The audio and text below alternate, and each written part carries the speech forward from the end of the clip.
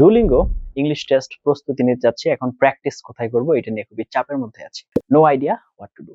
কিভাবে করলে আমার জন্য ভালো হবে, অল্প সময়ের ভিতরে আমি কভার করতে পারবো, এই ধরনের অনেক কোয়েশ্চেন আমার মাথায় ঘুরে বেড়াচ্ছে। এখন আমি কি করব?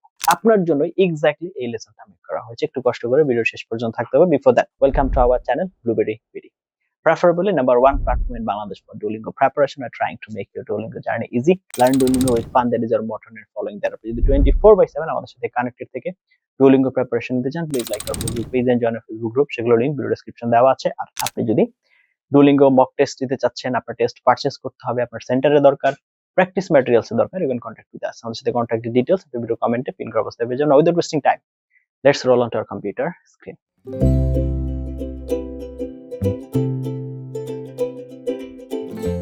তো চলে আসলাম আমরা কম্পিউটার স্ক্রিনে। আপনার target 130 in Duolingo English test.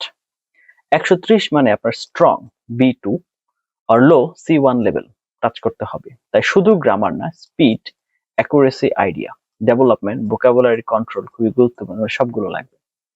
Self study কেমন হবে, কমপ্লিট স্ট্র্যাটেজি আমরা আলোচনা করব, ডেইলি রুটিন কেমন হবে এবং প্র্যাকটিস মেথড কেমন হবে, সবই আজকে আমরা আলোচনা করার চেষ্টা করব। আমাদের ফার্স্ট স্টেপ কোথা থেকে শুরু করতে হবে সেটা হচ্ছে ডুওলিঙ্গো ইংলিশ টেস্টের স্ট্রাকচার বুঝতে হবে আগে আমাদেরকে।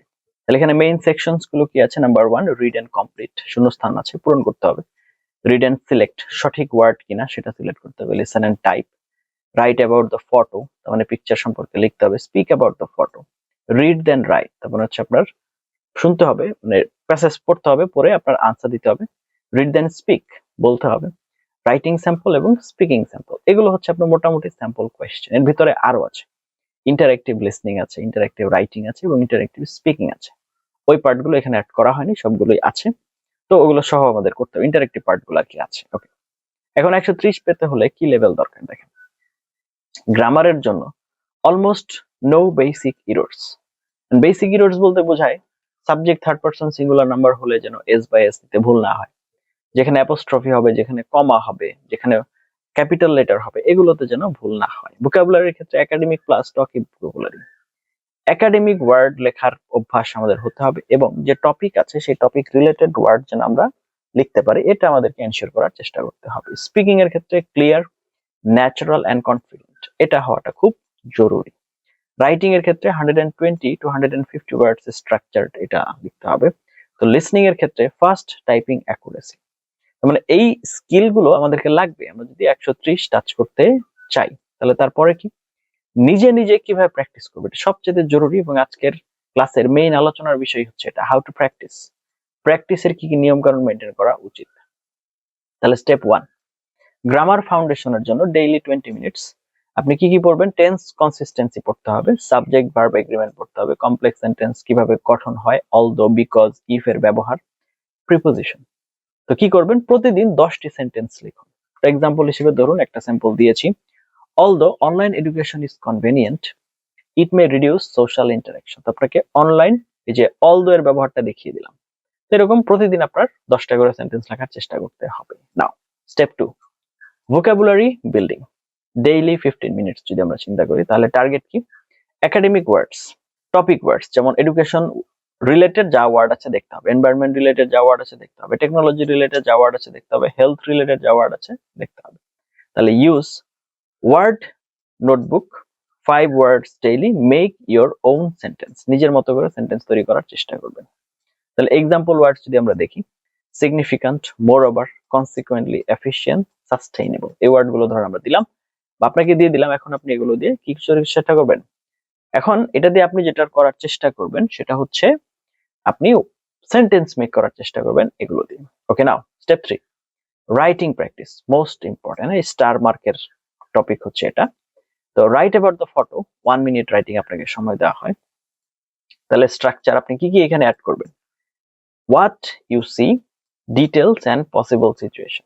তাহলে এক্সাম্পল যদি আমরা চিন্তা করি, the image shows a group of students studying in a library, তার মানে টোটাল একটা টাইটেল দিতে হবে আপনার ছবির। They are sitting around a table with books and laptops, it seems they are preparing for an exam. প্রতিদিন 5টা ছবি নিয়ে প্র্যাকটিস করুন, গুগল ইমেজ ব্যবহার করতে পারেন ছবির রিসোর্সের জন্য। এরপর হচ্ছে 50 ওয়ার্ড অপিনিয়ন রাইটিং। তো এখানে স্ট্রাকচার হচ্ছে অপিনিয়ন, টু রিজনস এবং কনক্লুশন। আপনার মতামতটা দেন, তার দুটো কারণ দেন এবং কনক্লুশন দেন। এটা এক্সাম্পল যদি আমরা দেখি, let's have a look. I believe online learning is more effective because it saves time and provides flexibility. Students can learn at their own pace.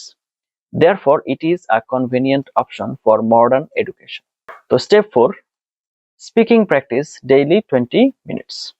Record yourself, structure, clear opinion, reason and example. তো এইভাবে আমরা হচ্ছে speaking practice করব। আপনার মতামতটা কি, রিজনটা কি এবং এক্সাম্পলটা কি? তাহলে এক্সাম্পল কি?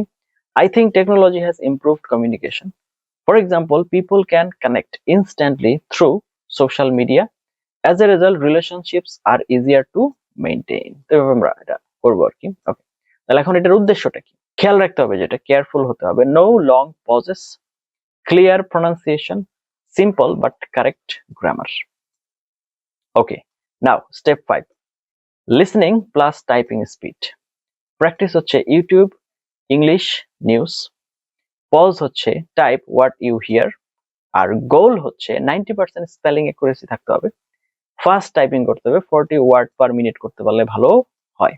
ওকে, এবার আসেন 21 ডে সেলফ স্টাডি প্ল্যানটা কেমন হবে। উইক 1 ফাউন্ডেশনের ক্ষেত্রে grammar revision, 5 photo writing daily, 3 speaking answers daily, 10 vocabulary daily.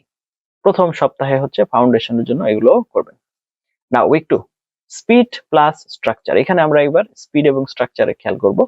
তো টাইমড রাইটিং, টাইম ধরে লেখা, 1 full mock section daily, speaking ধরলে স্পিকিং, রিডিং ধরলে রিডিং, রাইটিং ধরলে রাইটিং, এভাবে। Listening and type practice, listen and type practice, এটা practice করবেন। Okay, now week 3 real simulation, 3 full practice test করতে হবে উইক 3 তে। উইক এরিয়া অ্যানালাইসিস, কোথায় ভুল হচ্ছে সেটা দেখতে হবে। এরর নোটবুক মেইনটেইন, কোথায় কোথায় ভুল হচ্ছে সেটা নোট করতে হবে। কমন মিস্টেকস, স্কোর 110 থেকে 30-এ উঠতে বাধা দেয়, সেটা কি? Simple sentences only.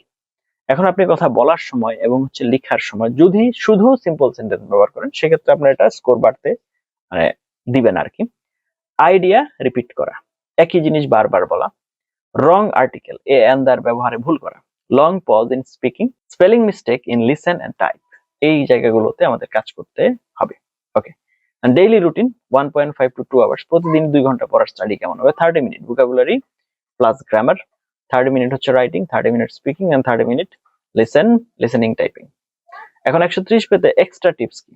130 পাওয়ার জন্য use complex sentence naturally, avoid memorize template, develop idea, why, how and example, এভাবে। Practice typing daily, record and evaluate yourself. এই কাজগুলো আপনার হচ্ছে যদি গুরুত্ব সহকারে করতে পারেন, আশা করা যায় যে আপনি হচ্ছে যে 130 পাওয়ার জন্য যে স্কিলটা দরকার সেটা আপনি পেয়ে যাবেন। তো এই যে ক্লাসে আমরা যে লেসনটা ব্যবহার করলাম, এটা যদি আপনার দরকার হয়, দয়া করে ভিডিওর কমেন্টে আপনাদের মেইল আইডিটা কমেন্ট করে দিবেন। We will be there for you ইনশাআল্লাহ। এখন প্রশ্ন হচ্ছে, এই সমস্ত নিয়ম কানুন মানতে যে আপনার অনেক ধরনের প্রবলেম আসতে পারে, আপনার কনফিউশন তৈরি হতে পারে। প্রথমত, কোয়েশ্চেন টাইপ যদি আপনি একেবারেই না বুঝেন, সেক্ষেত্রে আপনি প্রবলেম ফেস করতে পারেন। তাহলে কি করবেন? আমাদের চ্যানেলে প্রত্যেকটা playlist reading, writing, listening, speaking আলাদা আলাদা করে দেওয়া আছে। সবগুলো লেসনের জন্য আলাদা আলাদা লেসন মেক করা আছে। দয়া করে সেগুলোতে যান, ভালো করে দেখেন, বুঝেন, তারপর প্র্যাকটিস করেন। আশা করি আপনার প্রবলেম ফার্স্ট স্টেপ শেষ। প্র্যাকটিস করতে যে যদি আপনারা অ্যাডভান্স কোনো প্রবলেম ফেস করেন, দয়া করে আমাদের ভিডিওতে কমেন্টে জানান। আমাদের এক্সপার্ট টিম আছে, তারা আপনাদের পাশে থাকবে ইনশাআল্লাহ। আমাদের যে ফেসবুক গ্রুপ আছে, আপনাদের মতো লাইক মাইন্ডেড পিপল আছেন, অনেক বড় ভাই আছেন, আপু আছেন, অনেক শিক্ষক আছেন, ভেরি হেল্পফুল। আমি পার্সোনালি তাদেরকে অনেক অ্যাপ্রিশিয়েট করি এবং তাদের জন্য দোয়া করি। যে কোনো সমস্যা আপনারা পোস্ট করুন, দেখবেন যে আপনার সমাধান আপনি পেয়ে গেছেন ইনশাআল্লাহ। তারপরেও যদি না হয়, we will be there for you. দিন শেষে কথা একটাই, আপনার যদি প্রয়োজন হয়, আপনাকে যে কোনো মূল্যে সেটা ম্যানেজ করতে হবে। Necessity knows no law. প্রয়োজনীয়তা কখনোই কোনো নিয়ম মানে না, আপনার এটা দরকার মানে করতে হবে। Thank you for watching until now. Let's meet in some other video. Till then, nice time. আসসালামু আলাইকুম ওয়া রাহমাতুল্লাহি ওয়া বারাকাতুহু।